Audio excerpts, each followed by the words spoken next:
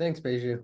Hi, my name is Connor. I'm an internal development at RightClick, and I've been pretty heavy into AI since it started back in 2020. So I'm really interested in the topic, and it's been very, very fun to see it grow and see kind of what it's kind of become and where it's going. So I want to give you guys a little bit of a background. Are you guys able to see? I believe. Yeah. Okay. So here's a bit of a timeline for AI. End of 2022, you have the OpenAI, first publicly available chat model, and really took the world by storm. And you have other companies developing their own foundational models, Google, Meta, Facebook, and the next year they became multimodal, which you maybe have heard that. It's where they can process image and audio. They became more able to do other tasks. And then now we're starting to see, as of the end of last year into this year, is more industries adapting to using these inside their own applications. So Autodesk has like a chat feature where you can ask questions, and it uses like a large language model to answer those questions. It picks up on some things you're doing. It may recommend macros. You may see this in your work. And that's just that natural movement towards putting these AI systems in applications we see. Copilot does this is it's using the AI from OpenAI inside of Microsoft. The next part, stage 4, is we're seeing, specific third-party companies build upon and add extra things that the large businesses like Autodesk and AutoCAD, they're focusing on keeping their business similar. And these companies are emerging as new add-ins to make those products better. So a couple I'll be showing today is Meshy. They do image to 3D modeling, which is really interesting. Enscape is a plugin that works directly inside of AutoCAD to render and do 3D renderings from your projects, which is really, really interesting. And then I'll show you a little bit on this stage 5, which is that idea, the holy grail of I can just kind of ask it something or type in some information and I get a plan, I get a design output. We're pretty far away from that, and there's a lot of reasons that I'll kind of get into near the end of it. So I'm going to do a quick demo on this, and the key of the demo is we're going to show you Copilot a little bit and where it works well. This is that part 1 and 2 of AI. Meshy, this newer wave, you see it's pretty good. There's a little bit of flaws, and then that last stage 5, they're pretty far off as far as like a usable application, but it will get there. So let me go over to Copilot. I've got a sample floor plan, which looks like this. It's just your basic, couple bedrooms, kitchen, living room. And so what I'm going to do is in Copilot, I'm going to go to my files and let me find that sample floor plan. And I just told it to review the floor plan and give me some insights on how it handles natural light and maybe where it could improve. So AI is pretty good about this. They can look at the image, they can go, I can see where natural light would be good here. The windows labeled in various rooms. These windows allow a lot of natural light. There's arched openings, which can help distribute the light from one room to another. And it tells you improvements, a few things, maybe a skylight, maybe open floor plan would be, and maybe reflective surfaces. So maybe some useful insight you can get into from Copilot. So that one, that works pretty well. When you look at the second portion, this is one company, there's many that do other things like this, but Meshy is a really interesting company where you give it a 2D image, and within a few minutes, it generates a full 3D model. You can download this and drop it into your scene. And this can be really useful if you're trying to render out an image or a room and you have that object, you want to get into that, but you don't want to pay and get it 3D modeled. So you give it this 2D image. This is what I gave it. And it came out with this in a few minutes. So I've done, chandeliers, tables.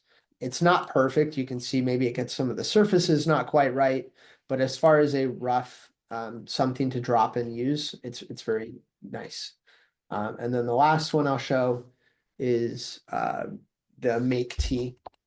This one, you give it some dimensions of like bedroom sizing, bathrooms, kitchen, and you hit generate. And it'll take maybe 20 or 30 seconds. And what it's doing is it's combining possible orientations of, rooms and bathrooms. And it'll try and give you something. And so what I found is the door is right next to the bathroom. The front door walks into the bathroom. So if I look at this one, zoom in here, we got an entryway, and it's kind of leading right to a bathroom, two bathrooms right by the front door, so you can kind of see that, it weirdly places a bathroom. There's a 2-foot hallway for no reason to the right. It's a little comical as it doesn't quite understand, the nuance. There's a 4-foot bathroom behind a couch over here. So these, it's not there, but as it gets better, something like this is going to be possible. And then something to take this from here into a 3D rendering is going to be possible. So I just want to give you guys an idea of kind of where it's good right now, a couple of things that it's getting better at, and then where the idea is in the future, where it may get to. So that is the main portion there. And the last thing is this AI challenges. So design is complex. There's a lot of nuance, and there's a lot of human intervention of decision making that is really, really difficult for a large language model to do, for image generation to do, which is why I say it's farther off than other AI jobs or tasks. You're often interacting, and there's that interactive with your client that you have to do well, and an AI is not going to be able to have that connection and understanding the differences. And then lastly, regulatory compliance, things change every year, codes, building, and it takes a good understanding of those situations to be able to design and implement. And it's going to be a help for sure, but I think for the end goal of being able to just generate something off of a line of text, architecture and design is a bit of a hard one for AI. So I just wanted to highlight those, and then we wanted to have a Q&A. I know we've been answering a few questions throughout the presentation, but kind of an open forum if somebody wants to ask a question here. Meshi, I see in the chat, Meshi, you get to use, I believe, 10 prompts per month without charge. And then there's a few different pricing options for usage.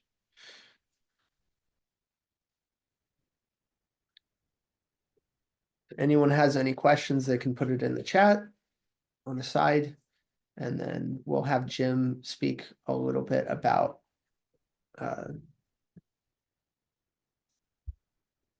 the end. Floor plan app. Let me go back to it. So the floor plan was called maket.ai. And that's where you can give it some criteria, some conditions, and it'll make an attempt at creating. There's some other applications similar, like Planner 5D is another one I've looked into.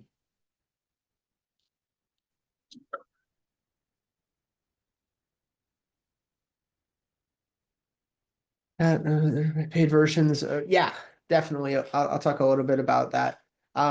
Using a free version of ChatGPT, or even the paid base version of ChatGPT, not enterprise, your data is not your data. You put it in there, you get an answer. It's really useful and convenient.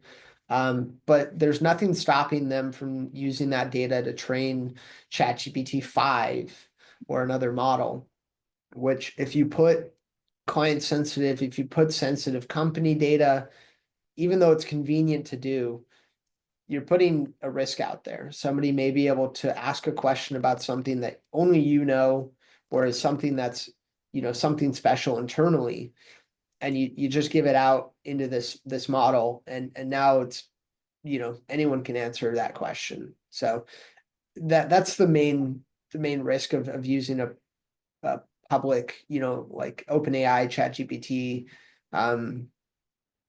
Yeah, exactly. Especially if you have a government contract, it's a big danger.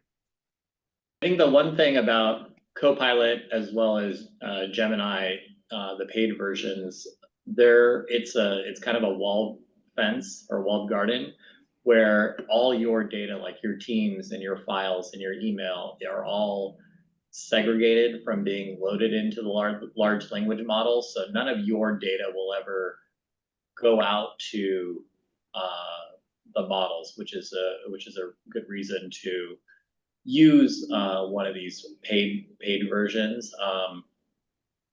The other thing to be careful of is a user may have access to something that they should not. So you always want to make sure you're securing your files properly, because whereas the user may not be able to find it, Copilot does have access to that. So it could, if you ask it a question, it may pull data from that file. So that's just something to be aware of. I see your question about rendering.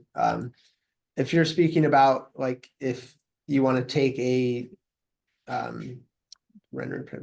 take a floor plan and have it create a rendering from, like, a floor plan, if that's your question. There are a few companies that do something like that. Again, they're very early stage companies that are experimenting with the process. What often you find is a wall is sideways or intersecting in a weird orientation, because it's very difficult to have a machine learning model or a large language model accurately create 3D objects versus we're more in the 2D image generation phase of AI. And as Isabel mentioned, we also do a lot of custom in-house and external development. So if you have a project, if you have an idea and you want to really hash it out and see if it's possible, we'd love to set up a meeting. We can help you kind of go through those ideas you have. That's actually my favorite part. It's really finding a fun and hard problem and making something great. All right, great. Thanks a lot, Connor. I'll touch on just a couple cybersecurity aspects here. So if there's anything that we'd like everyone to really get out of this meeting before I get deeper into cybersecurity, it's to realize that the bar has really been lowered for you to develop custom applications. Previously, if you want to make an internal application to improve the productivity of your business, this would be an expensive endeavor. And what we usually see in architecture businesses when they have custom applications, it's based on a Microsoft Access system or a simple Microsoft SQL database. And these applications are things to automate your business process. Currently now, with the state of the AI tools, is you can appoint someone in your business that is somewhat technical, but the ideal knowledge of this person is more knowledge of how the business runs, about what your customers' needs are, what the needs are, and you can develop an internal application. The application is developed more with communicating with the AI and less with actual coding. And what Connor is saying is there's companies like us that can help you develop this, but you might have the technical resources in-house. This is really where you're getting a little bit more control in-house now, because when you have an outside IT provider, a company like RightClick, we're more helping with these open tools that have been hashed out already, like with Microsoft, with Google, but we don't understand your business like you guys do. And so now, like, you can appoint someone that really understands your business and help realize some type of productivity optimization. The maturity of the tools today is you're going to see this more with things to help your workflow, not as much as the design. Like Connor showed that design example to see, like, this is what's happening. It's good to stay up with these tools, but it's moving fast. So next year, there's probably going to be a lot more of the design tool. But today it's more for the productivity side. Now, when we get into the cybersecurity area, what I really emphasize is this difference between the the paid and the unpaid tools. Now, if you develop your own application, Meta has been the primary developer of this. They have open source AI that you can use inside your business. And this is inside your firewall, it's inside your network. It's entirely yours. That's a very secure way to go. Another way is to use the Microsoft or the Google solution as part of your paid subscription. And then that is nice because it's tied into all your productivity tools. So those are very valid ways to work. When we talked about if you're working with anything with government contract, or not even necessarily government, but things, a commercial contract, there's usually cybersecurity language in there. And the AI tool will generally have read access to everything. So remembering that, and this goes back to like an acceptable use policy in your business. Make sure the end users understand this is the tool we use. And we're seeing better security if you have that tool available for your staff. So rather, if you make no AI tool available for them, they're going to go out and use the free tools. And this is what you don't want to have happening. So this is really, it's more managed around policy and discussion with your staff.